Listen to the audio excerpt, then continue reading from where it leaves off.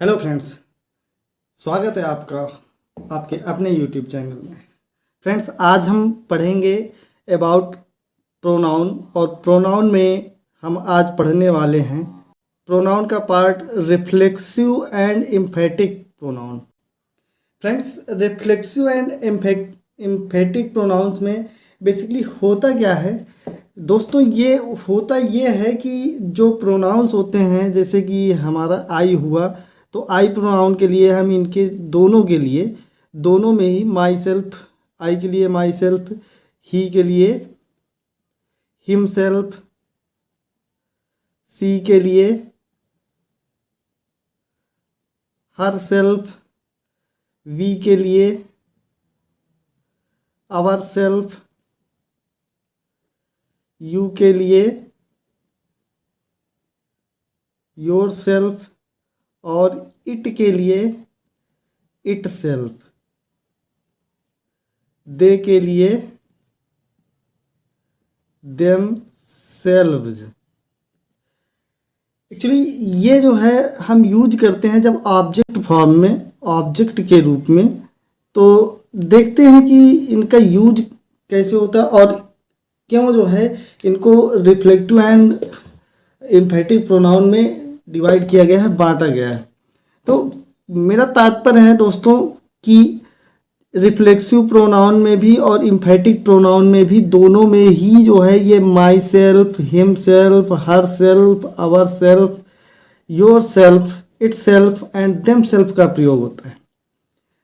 अगर दोनों में जब सेम प्रयोग होता है, एक ही चीज़ सेल्फ ही प्रयोग होता है इनसे पहले, इनके बाद में, तो फिर ये जो reflective pronoun and emphatic pronoun, इनका नाम अलग कैसे हुआ है, तो आइए जानते हैं इन सब के बारे में आज।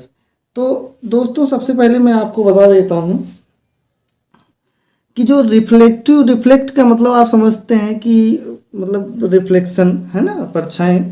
तो रिफ्लेक्टिव प्रोनाउन का तात्पर्य है निजवाचक से।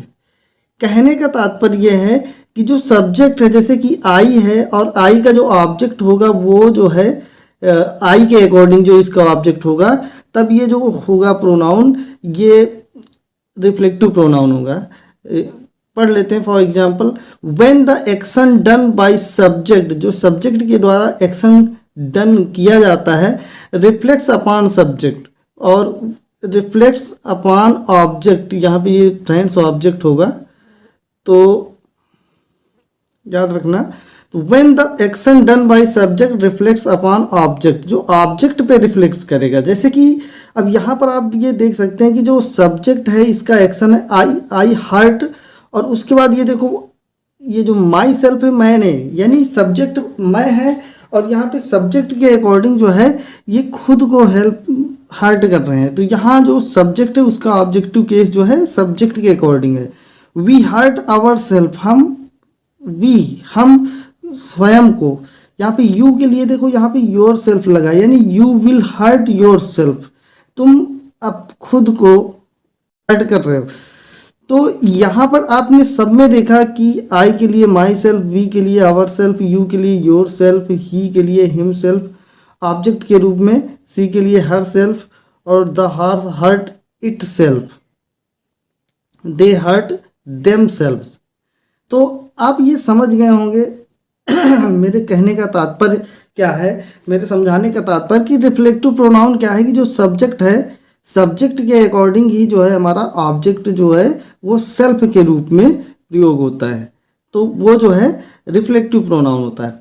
आइए देखते हैं फ्रेंड्स अब जो है एम्फेटिक प्रोनाउन।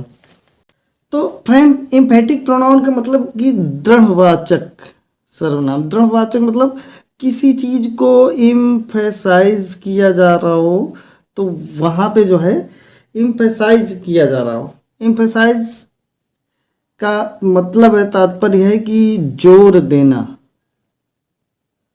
तो जब जो है जो सब्जेक्ट है वो किसी काम पे या किसी चीज़ पे जो है खुद बहुत ज़्यादा जोर दे रहा हो, तो वहाँ पर जो है एम्फेटिक प्रोनाउन होता है। बट ये फिर से मैं बता दूं कि ये चीज़ें जो है ये आई का माई सेल्फ ही प्रयोग होगा। फर्क ये है कि एम्फेटिक प्रोनाउन में दोस्तों जो देख लेते हैं, when reflexive pronouns are used for the sake of emphasise, जब ये इम्फेसाइज करने के लिए कहीं पर ज़्यादा जोर जो है देना हो किसी चीज़ के लिए या दृढ़वाचक चीज़ बताएं तो वो जो है इम्फेटिक प्रोनाउन कहलाते हैं। यूज वही होना है कि ही के लिए हिमसेल्फ, बट वहां पे ये था कि उसको रिफ्लेक्ट करके जो सब्जेक्ट था उसी का ऑब्जेक्ट है। यहाँ पे है कि जो सब्जेक्ट है वो किसी काम के लिए बहुत ज़्यादा जोर दे रहा है, जैसे कि आई माई सेल्फ डू इट। अब यहाँ पर ये है देखो, आई माई सेल्फ डू इट, हम क्या इसको ये नहीं लिख सकते थे कि I do it my self, ये भी तो करेक्ट है सेंटेंस। बट फ्रेंड्स दोनों में फर्क ये है कि अगर ये माई सेल्फ जो है लास्ट में आता है दैट मीन्स कि ये आई का रिफ्लेक्टिव केस हो गया माई सेल्फ,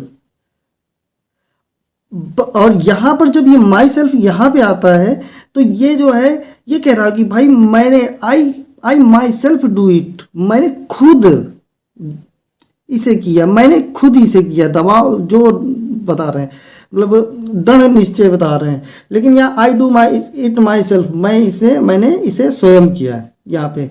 तो यहाँ पर जब सब्जेक्ट के तुरंत बाद इसका जो है ऑब्जेक्ट के रूप में या ये कह लो कि जो है ये प्रोनाउन इम्पेरेटिव प्रोनाउन सेल्फ वाला आ जाए तो यहाँ पे सब्जेक्ट के बाद तुरंत ये my self, your self, him self ये चीज़ें आ जाएं तो ये जो है इम्पेरेटिव प्रोनाउन के अंतर्गत आते हैं। जैसे you your self can best explain, ये कह रहे हैं कि अब इसको अगर हम रिफ्लेक्टिव प्रोनाउन में लिखते तो कहते कि यू कैन बेस्ट एक्सप्लेन और उसके बाद योर सेल्फ। लेकिन जो ये इम्फेटिक प्रोनाउन है यहाँ पे यू योर सेल्फ है, तुम स्वयं ही कैन बेस्ट एक्सप्लेन, इसे अच्छा एक्सप्लेन कर सकते हो। तो यहाँ पे ये एक्सप्लेन करने के लिए योर सेल्फ जो है वो सब्जेक्ट के तुरंत बाद योर सेल्फ आया है, इसलिए इम्फेटिक प्रोनाउन। जैसे he himself said so, he himself same वही चीज़ है कि वो खुद ऐसा कहते हैं। और नेक्स्ट चीज जैसे सी, तो फ्रेंड्स आगे देख लेते हैं। सी herself went there। अब यहां पे आप ये समझ गए होंगे कि इसको हम ये भी लिख सकते हैं यहाँ पे कि she went there herself, but दोनों में फर्क है कि ये जो है ये एक रिफ्लेक्सिव प्रोनाउन बन जाएगा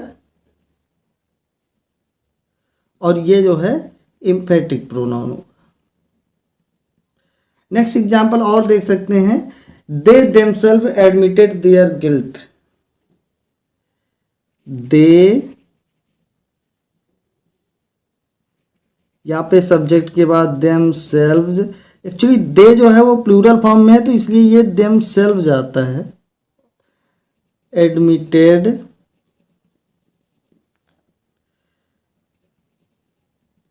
there guilt. Friend I hope आप लोगों को ये अच्छे से समझ में आया होगा। Reflexive pronoun and emphatic pronoun दोनों में सेल्फ का प्रयोग होता है। सेल्फ, ही, हिम सेल्फ, सी के लिए यहाँ पे हर सेल्फ। बट फर्क ये इतना है कि रिफ्लेक्सिव प्रोनाउन में सब ऑब्जेक्ट के स्थान पे आता है और जबकि जो है एम्फेटिक प्रोनाउन में माई सेल्फ, हिम सेल्फ जो है वो सब्जेक्ट के जस्ट बाद में आता है। थैंक यू सो मच दोस्तों।